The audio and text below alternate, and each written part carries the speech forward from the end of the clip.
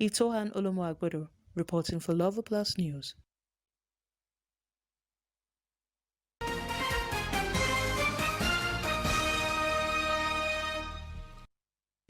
We believe in Nigeria. See, there's a lot of bad news everywhere. There's nothing to celebrate. That man said, do you understand me, sister? Nigeria. I wanted to ask that, do you understand? But I leave it today, but it's not because of the government. It's not because of anything. It's not because of anything. But, you know, to explain these things to us, we have a lot of questions to ask about how Nigeria has progressed. I'm going to use the word progressed in 60 years because we progressed in a lot of things, both negative and positive. And we have someone really special with us in our Independence Day studio today. He is a very, very, very interesting personality that we've seen on Love All Plus time and time again. And his name is Nnamdi Abana. You look amazing. Thank you very much. But like Itohan tell you, we're looking forward to the African regalia. You know, maybe in the next edition, I'll come in my full regalia. Yeah, okay. Mr. Abana, now you heard what. Now those people that spoke on, they were let me just butt in. You know, she said now. She said she has a lot of questions. Not a lot like that. So just be ready to answer. Not a lot like that. I'm ready to watch this. I'm ready. See, I'm asking questions that you probably asked too. Yes. So let's talk about it because we went out in the streets and this is random people that you think, you know, when you go out, you don't go with a mindset of you have an opinion. You just want to get the opinion of people. Now these are random people, average opinion. They feel the government has failed them. They feel the society has failed them. They feel that they are their own government. They are, you know, when you're on cruise level, like, let's just see where this goes, because we really don't know. And I'm asking now, are they wrong? In the past 20 years, let's narrow it down to 20 years till now. What do you think are the good things that have happened in Nigeria that we can even highlight so that when we go on the street, we'll tell people that no, it's not that bad, but we are, you know, that kind of thing. You know, it is really hard to actually pinpoint certain areas where we've grown remarkably, but I would like to say that we've had some positives in some administrations. You know, a few positives here and there. For instance, we should be grateful that our democracy has not been truncated by the military since 1999. So that is really something to cheer about. And if we had the military in power, apparently we may not be here having this discussion. In Nigeria, we have freedoms, freedom of expression, freedom of speech, and that's why we can have people come out openly to vent or to criticize the government for, you know, the things they are not doing right. Then certain places where we've had human rights abuses, we've had lawyers, civil society groups coming out to speak up on behalf of the oppressed. In fact, you know, going to court to ensure that such people are free. Then you talk about the technological advancement. You also talk about the ability to give the government some knocks for mismanaging our Commonwealth. I feel that is prayer because there is no way they would have come out to say we or we mismanaged so and so forth. Some of them are so obvious or apparent. But there was nothing we could do to them before now. The Minister of Humanitarian Affairs. During the so-called lockdown, we were told that school children got palliatives. You know, 2.676 billion. Can you imagine that? Only for us to see it in someone's account. To see it in someone's account recently. You know, so this is part of the challenge that we are really facing in the country. The lockdown was used as an instrument to swindle Nigeria. It was Nigerians. It was actually a scam. Lots of people, including those in government, used that opportunity to embezzle a lot of, funds, feeling that they are accountable to no one, and they know that the anti-corruption fight by President Muhammadu Buhari is just, it's another monumental scam, because right there in his cabinet we have many people who are misappropriating and embezzling public funds. So it is really sad. Our problem, when we had It's the, good when thing we, I wanted you to say before. when we had the oil when we had 20 the years oil boom, one of the leaders of Nigeria said that the problem of Nigeria is not about money. That our problem is how to spend the money. And right from that time when oil was discovered in Oloibiri, yeah. till date, we've not really seen a commensurate development, in our country. But we have other countries that started this journey with us. They don't even have half of what we have. half of what we, currently, what we used to have, because oil is tapping out. Going out. And, those countries are developed, and Nigeria is still, crawling. We're coming up. Or coming up at 60. But we shouldn't despair. We shouldn't give up. We strongly believe in the power and the efficacy of the Word of God. We believe in the power of prayer. We believe that nations can be transformed through the power of prayer, and that is why we are on this platform, and we've been pushing out messages to inspire Nigerians to, chart a course for our leaders. And that's the essence of our Democracy Day celebration, because we are trying to change the narrative. We have our Rhapsody of Realities. We have a special edition of our Rhapsody of Realities. Then we have our Reach Out Nigeria campaign. The Bible tells us that when men say there is cast down, we shall say that there is lifting up. And then we've also learned about the power of prophecy. If we keep complaining and complaining and complaining, things are not going to change. We remember Prophet Ezekiel. God asked him, Son of man, shall these dry bones live? He responded to God, God, thou knowest. God said, no. You prophesy to the dry bones. God began to teach him on how to turn negative situations around. And as he began to prophesy, the Bible records that there was a great noise. Bones came to bones, the sinews, tendons, breath. And then the Bible records that all those dry bones stood up to become a great army. So, in the case of Nigeria, the Bible even tells us that when two or more are gathered in my midst, I am right there, I am with them. So through the power of prayer, through the power of prophecy, we can actually reposition our country. Let's not easily forget that Zimbabwe had a sit-tight ruler. Then Pastor Chris went to Zimbabwe, had a meeting, gave a word of prophecy, and within a very short time, there was a change. The leadership was changed. The military came in, removed the leadership, and ushered in another democratically elected government, and the nation, it's already on a positive trajectory. So we shouldn't give up on Nigeria. We should, keep on praying, keep on making faith-filled words, faith proclamations about the nation, about our leadership, and in no distant time, that change that we anticipate will surely come. I remember the days of Abacha. Things were bad. Lots of Nigerians were incarcerated.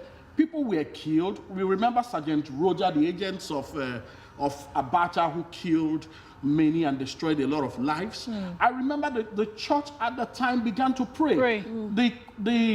Was it Christian Association, or all over the country, they had this prayer team. It was tagged Prayer for Nigeria in Distress. And one morning we all woke up to hear that, the late dictator had died. And things became better, because shortly after that, Abdulsalami Abubakar took over. Then he now midwifed the emergence of a democratically elected government. Then Buhari came in, and things began to improve from that time. Like I mentioned earlier on, we should be grateful that we have not had any form of interruption in our democratic process, you know, since the emergence of Obasanjo. So that is something to shout about, and we will continue to build on, you know, on those. Yes. I have something to say as well. The fact that now this is in form of another question, so you explain to me now. In recent, first of all, when last did we conduct a census in this country? I think the last time, 96 or 2006. I don't know. It's a very long time. Really very long. So that time was estimated at 150 million, which I'm sure has tripled. But today it's about 200 plus. Million, 206 I think it's even more. million. It's more. I think it's even more. That's an estimate because we are yet to conduct a national census. You know, census. Okay, so now, when it comes to election and being involved in politics, I find that a lot of our generation, we just take a back seat and we're watching because we rather just do things for ourselves that make ourselves happy and comfortable and leave these people because we feel it looks really bloody and looks really violent that we don't want to get involved. What are ways that our young people can be a part of this? Now, let me explain why. There's this secular show that was on TV, Big Brother.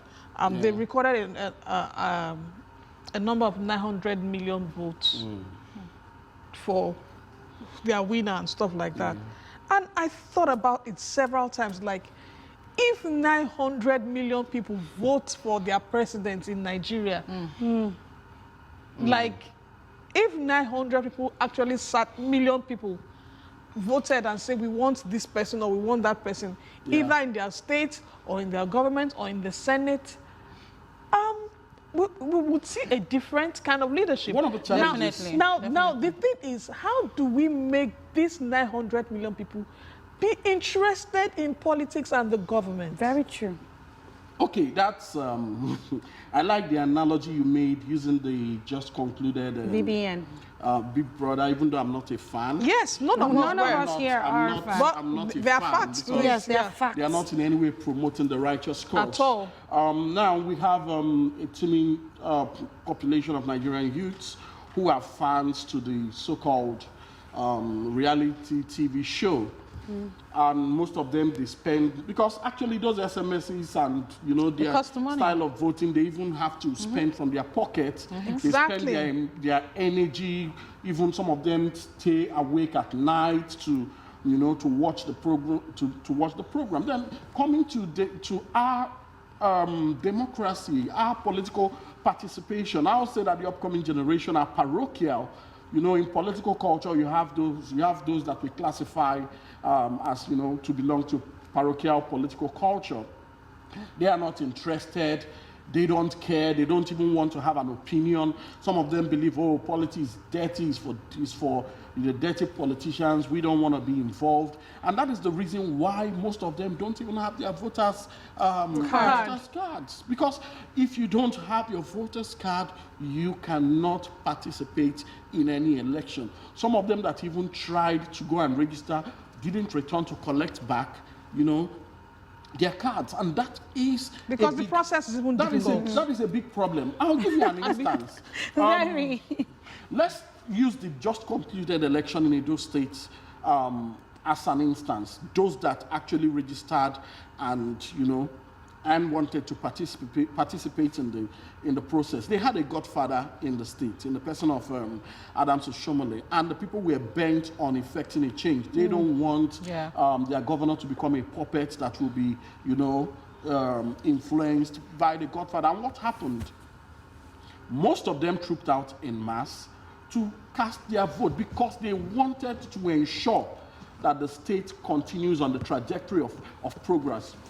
Imagine what would have happened if they hadn't come out to you know, cast their votes to retain the incumbent governor. So nationally, the youth should become politically, you know, conscious. They should know that they are the agents of change, you know, that we have in this country. People shouldn't just say, oh, we are spearheading the campaign of not too young to run. You know, but you see that most of them that are coming out are not even serious. Most of them that are coming out, they don't even have a vision. The few that we have in government. Take for instance, like Abana is really hot right now. But sir, we need you to hold that thought because it's very yes. We have a guest that is standing by on Skype who is going to be joining this conversation because he also needs to be a part of it.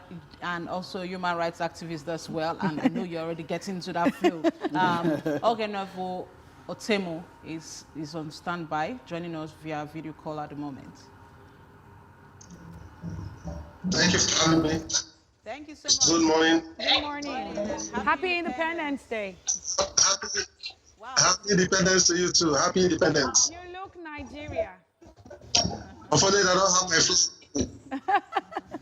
Okay, so we were already getting into the fact that a lot of youths do stand by, stay on the sidelines in terms of politics and governance. And we're talking about how to move this nation forward, how to take Nigeria to Uhuru, as you politicians and legal practitioners would like to call it. So give us your opinion on this and maybe generally let us know what your take is on how Nigeria has actually fared and, of course, talk about the youth angle. Okay, well, in my mind, in my view, Nigeria has just tried. Nigeria has not really fared well because Nigeria has been bedeviled with what we call the cancer or the virus of bad leadership from the world go. Even in the days of the colonial masters, you will see that the intention of the Britons was just to come here, take our resources away, and not to to contribute to the development of the country. They never contributed.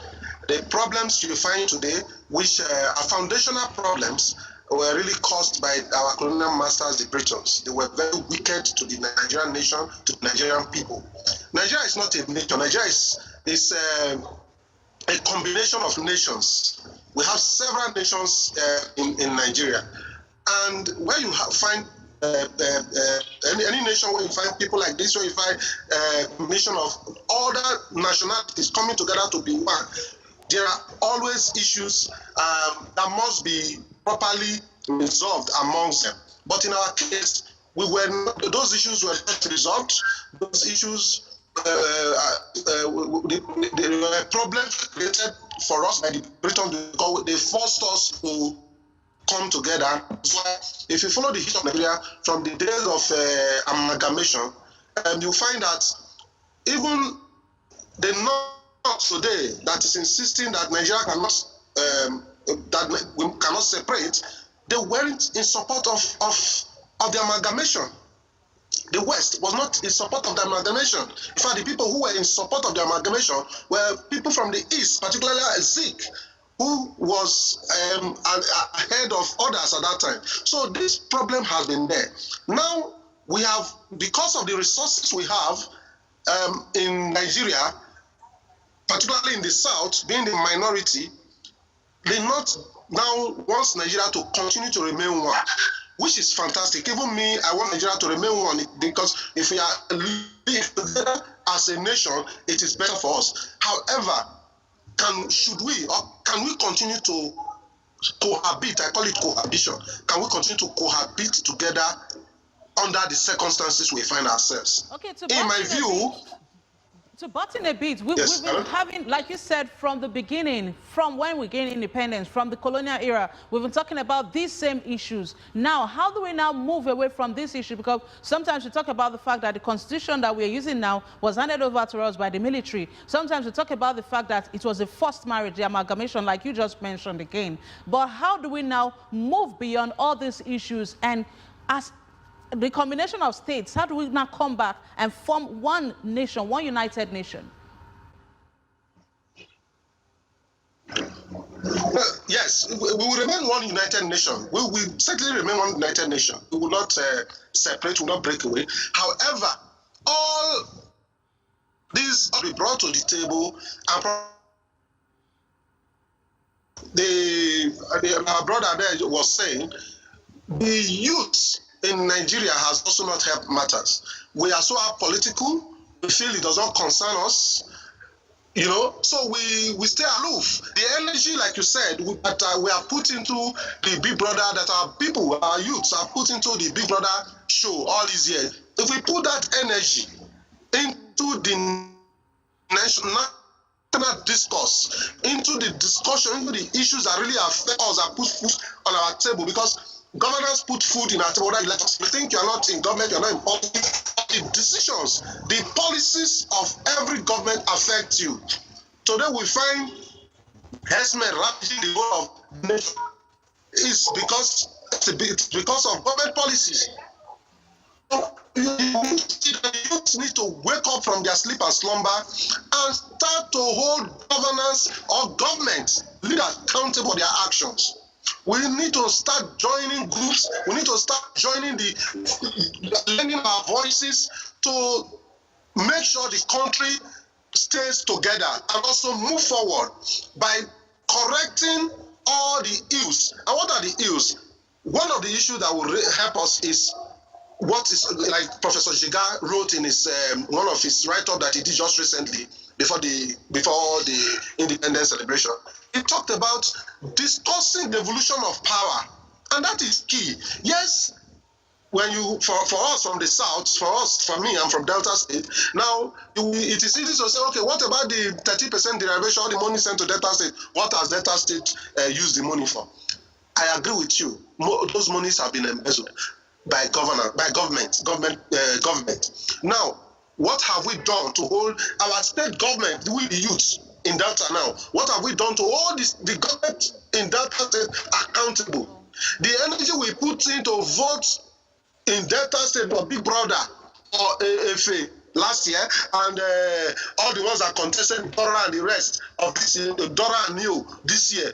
If we Delta State youth galvanize those energy into voting credible leadership, or even coming out to protest against the problems in Delta State, I can assure you, nobody in Delta State will rule Delta State and embezzle our funds. I have something to say. You know, sometimes I feel that the reason why these things happen is the fact that the youth want to express them. We have the same numbers. Yes. When our man of God is teaching. Yeah.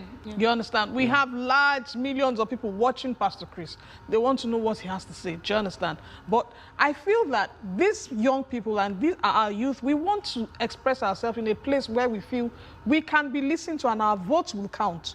Do you understand? Not the one that After you vote. is rigged. It's rigged. No, but like... That's what I'm saying. Abana, can you react to that? Because that's actually very salient. It's a salient point. Yes. Now, the problem of Nigeria is very fundamental.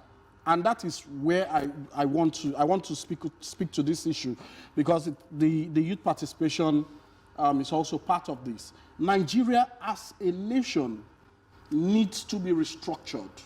We cannot continue with the present structure that we have. And that is why many people have been canvassing for restructuring, constitutional development, and so on. I have to say this. We've had national conferences, even though they've had this debate on whether it is sovereign or not, but that is not the issue. We've had national conferences where these issues, you know, they've been addressed. The way the country should run, the restructuring, the derivation policy, and several others. The challenge is the failure of leadership to implement the reports of these conferences, because in the documentation they talked about devolution of power, they talked about regional structure, they talked about resource control, you know, and that is what true federalism represents. A situation where the component units will be in charge of the resources and in charge of you know, control of everything that has to do within their states. The federal controls police, immigration, and, you know, should I call it the centrifugal forces? If this restructuring doesn't take place, we may still continue to have issues, which includes, participation in politics. Because one of the challenges that we've had is this: you go out to cast your vote. After casting your vote, the result, in fact, in some places, after casting your vote, the result is announced. You know the person that won in a particular ward. Then over the radio, you hear something else. And that also can be discouraging to those that are coming out to vote. Very true. Because it is fraud. That's my So point. that is why we are pushing for restructuring. But that shouldn't be the reason, a deterrent, or the reason why some youth will decide to say, okay, because the process is not transparent, we are not going to participate. Okay. Let me even react to this process not being transparent. I'm talking about something like 900 million people, 900 million votes. I don't know the figures. 900 million votes for the person, the winner of that show, for instance. Now, how do you know that wasn't rigged? Do you have the back-end data? No, what we are saying is, how do if you can use that same force to actually invest your energy in democratic process, I think there will be a change. We won't hear about rigging. Because if, for instance, in Edo State, using Edo State as a template, we saw elderly people sitting down saying they are going to wait and they will come to you announce the votes for us. I know, one of the successes of the Edo election was that INEC was transmitting the results live. Live. Yes. People were watching. And all the party representatives were there. They were watching. Edo people Our were legal watching. practitioner wants to reply. He needs to react to this. Yes, to what I said. Okay. Please go ahead. Yes, I think I agree with you. If we can really put in our energy, the youth can put in our energy into our electoral system, it will work. And it's beyond voting, you see that the youths stood to defend their votes. Unlike before, we vote and we just go ahead because they have given us money. They gave money, but the money did not work in this election. Oh my goodness. It's not as they didn't share money. Monies were shared. But people said, I will collect your money, but this is who I will vote for. And you see the way that the result of that election was till tomorrow. I went some with first headquarters with policemen who went for the election. Before now, they will just collect money and do whatever they were supposed to do and rig the elections. But you see the acceptance that election from across the nation, which means if the votes of the people really count, we will be able to get our essence into power. And how will our vote count? We must hold government accountable. The different campaigns from all the corners about violence and about rigging in those states, force government to sit tight. And also the security agents to also sit tight. I can assure you, if the security agent has done something other than what they did, what would have happened in those states would have been big problems for years. Thank you.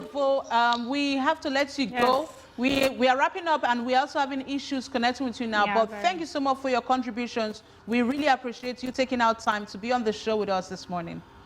Thank you. Thank you so much. Thank you. You know, he gave the solution by saying we all need to be a part of it. And that's what we've been saying. And that's what Pastor Chris has been saying. When you say you have to be the change. The change must first of all start with you. I just want to encourage young people out there. Like I said, when we have meetings with our man of God online as well, we see the numbers, we see the figures. People want to hear because we are people that like to express ourselves, and we want to be sure that where we are being felt, and our opinion and our expressions count. Most times when that is not the case, we move to somewhere else. Do you understand? I just want to encourage everyone out there that this is not the time to say what I feel like. Don't pack your what I want is not being heard, so I move. Don't move. Stay there and do what you're supposed to do. Because if you don't stay there, if you're not disciplined enough to ensure that what you want is being done, then anything that comes, you take it. Exactly. And we're not going to do that. You know, We're not going we to are do still that. in the independent spirit. Yes. We have some. There's so many things, Information, so many informations we need to a let bit you of know. history. And, but before we do that history notes, we've been making references to our man of God. Yes. And Pastor did preach this message many years ago, the Theory of Nations. Nations. We Theory of actually do have an Nations, right? excerpt from Theory of Nations. Let's hear from our man of God. We'll be right back.